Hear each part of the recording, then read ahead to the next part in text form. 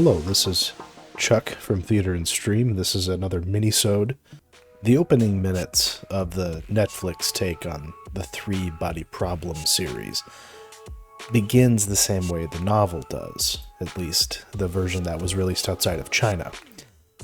The heralded sci-fi series begins not with cosmic vistas and pitched space battles, but with a struggle session set amidst Mao Zedong's Cultural Revolution. The author, Liu Cixin, had intended for his story to begin this way, but restructured his submission to government censors at the advice of his publishers by hiding the scene later in the novel. When his domestic hit was translated to English, the translator suggested Liu put that scene on page 1 due to how it seemed integral to the themes and the plot. In fact, Liu recommends that people read the Western version rather than the Chinese original for this reason. There are oodles of differences between the novels and the Netflix series as realized by David Benioff and D.B. Weiss. And this sequence in particular lost a great deal of nuance in the translation.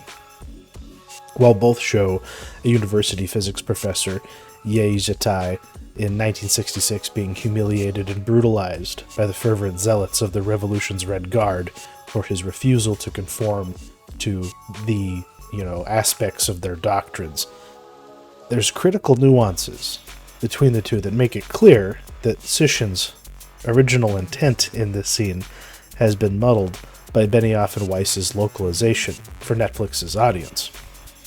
Rather than having the professor be abused and murdered for refusing to denounce the theory of relativity as a creation of capitalism, instead it's because he still believed in the Big Bang Theory, a concept which implies the existence of a creator, a concept anathema to Mao's China. That's just the first of many deviations and creative alterations to the text by D&D, which had come as no surprise to anyone familiar with their work on Game of Thrones, where they treated the source material with very little respect. Nonetheless, the release of the series has not been as universally acclaimed as Netflix or noted fan Barack Obama would have hoped, and in fact, it has pissed off some of the book's original fans in China, as they are now upset with how the narrative is shifted partially to the United Kingdom, away from China, and, this, of course, involved the whitewashing of several explicitly Chinese characters. But to me, knowing how significant the struggle session and Yetai's death is to the proceedings, it's borderline criminal to tinker with the text in this way. But when has that stopped anyone involved? Even with the refrain, China version, best version, being the cope coming from Chinese fans. As someone who tried and failed to watch the Tencent adaptation on more than one occasion, sometimes slavish devotion to the text can be just as egregious. The Chinese version from Tencent completely lacks the struggle session sequence. It's not even there. So at the very least, the version that the author prefers and that the West is able to see does tell the full story, free of censorship. But what is the right move with a niche, though celebrated science fiction book series adaptation? Do you cater towards the converted, that already have their butts in the seats come hell or high water, or do you try to give the ignorant a reason to buy a ticket, press play, or restart their subscription? One answer comes to us by way of Denis Villeneuve's adaptation of Dune, which embraced the spectacle and subversive aspects in its characters and narrative, while eschewing some of the meatier and headier concepts that lay within the celebrated novel's pages. This choice has proven to be a double-edged sword for everyone outside of Dune Parts 1 and 2, and Hollywood has been delivering a lot of self-inflicted wounds as of late. The only true exceptions to the malaise in the box office in the last year were Oppenheimer and Barbie, both filling the void left within the audience's interests once they began to finally ignore the vacuity of Hollywood's grand yet insipid cinematic universes. From Marvel to Star Wars to DC's pathetic stable of cape shit, none of them are moving the needle the way they used to, or in DC's case, never did. But it begs a relevant question. In the realm of Western entertainment, populated by companies concerned with capturing the widest net possible for captive eyeballs, who even makes up the modern audience? And what are they actually watching? Now, proponents of the modern audience will no doubt point to recent successes like True Detective Night Country, but they can only take pride in the ratings for the divisive season by existing in an echo chamber where everyone who watched it did so because they loved it. The disparity between audience and critical perceptions of this season of that show has inspired a great deal of discourse, mostly couched in how those who may not like it are no longer needed in the audience as Issa Lopez is locked in for another season. The idea that the old dinosaurs who seem to prefer the pre-Culture War vintage of True Detective's first season are rejected out of hand as misogynist by the true believers carrying the banner and singing the song, and it's utterly bizarre. How can a show this young already reach a point where year woke zero can be delineated?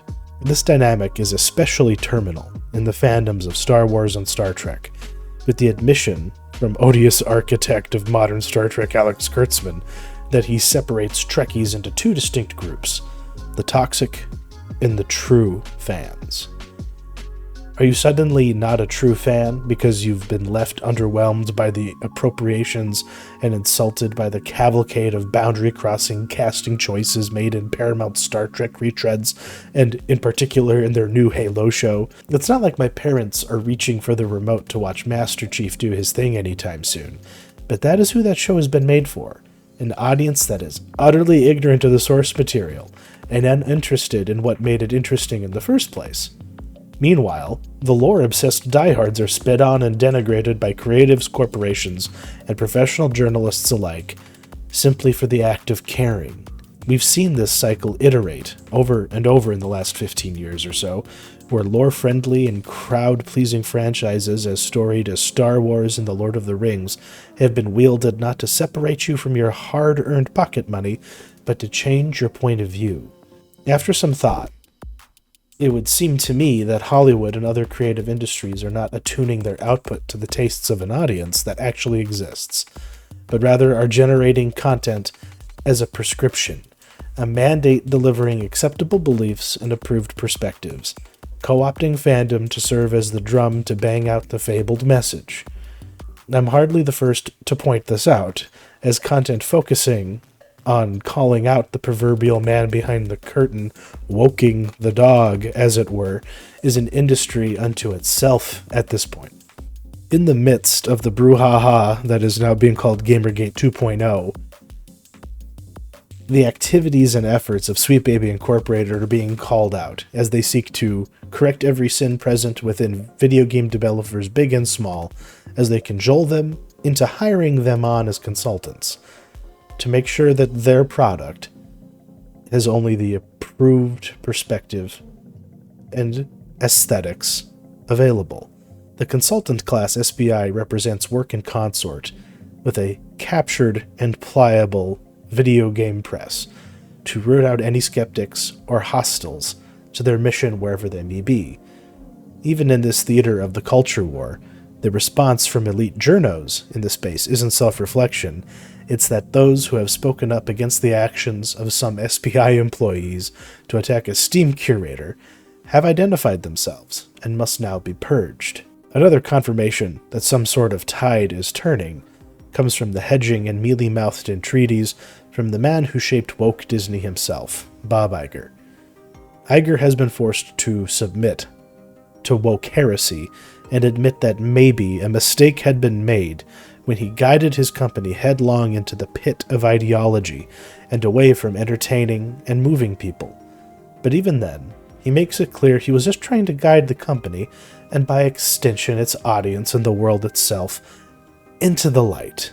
For far too long, the modern audience wasn't being catered to so much as there has been an attempt to engineer one writ large through incessant scolding and struggle sessions coming from every direction and every platform imaginable. Whether it be the mobs online or messengers and influencers in every strata of entertainment, only the right people with the right ideas telling stories in the right way are elevated, watched, and celebrated, But as we've seen recently, simply checking off the squares of the woke rubric isn't enough anymore. These things come in cycles, as there once was a time where an institution like the Catholic Church wielded as much control over Hollywood's output as any of the high-powered executives did. But there's a reason why movies like The Bells of St. Mary's and The Song of Bernadette fell out of favor, with such religious films now reduced to, boutique, publishers like Angel Studios rather than Netflix or Amazon. There's a difference between striving for an egalitarian ideal, both on-screen and behind the scenes in the industries that forge our entertainment, but these strides should never take primacy from what really matters in the entire equation, making something worth a person's interest and time. But then again, like our friends in the Red Guard demonstrated in Three Body Problem, if you can't change a person's mind, you can always break their body and, by extension, their soul. As history has shown us time and time again, the consequences of rendering the realms of art and ideas into a battleground that spills out into the real world are not ones we should want to repeat. Ultimately, something else from that Variety article about Star Trek, a quote by Jonathan Frakes, has been rattling around in my head because it's true. Frakes lauded the loyalty of Trek fans, but said the quiet part out loud, the fact that they're old and dying and dwindling in number. There's an apocryphal quote ascribed by my father to the legendary beat poet Allen Ginsberg, which I don't have the energy to verify, so feel free to disregard, but after some debate with an ideological opponent, Ginsberg responded, "It doesn't matter if I don't get you, because I'll get your kids." The modern audience, resetting and changing every generation, is a feature built into society, but we should be wary of any person or entity seeking to shape it for themselves. Thank you very much for listening. I apologize if I got long-winded, or if I'm a little too verbose. I can't help how I write. But like my Uncle Jerry likes to say, say what you mean what you say. Don't use big words. I can't help but use big words. But yeah, like I mentioned earlier, we'll be convening, Matt and I, to dig into a bunch of content that we've watched in our extended off weeks here with our minisodes. Check out Matt's about the reality of IMAX theater formats and what they actually mean. And give us a like and subscribe if you like what you hear. And we'll see you all next week, where we talk about Alex Garland's potentially final film, Civil War. See you then.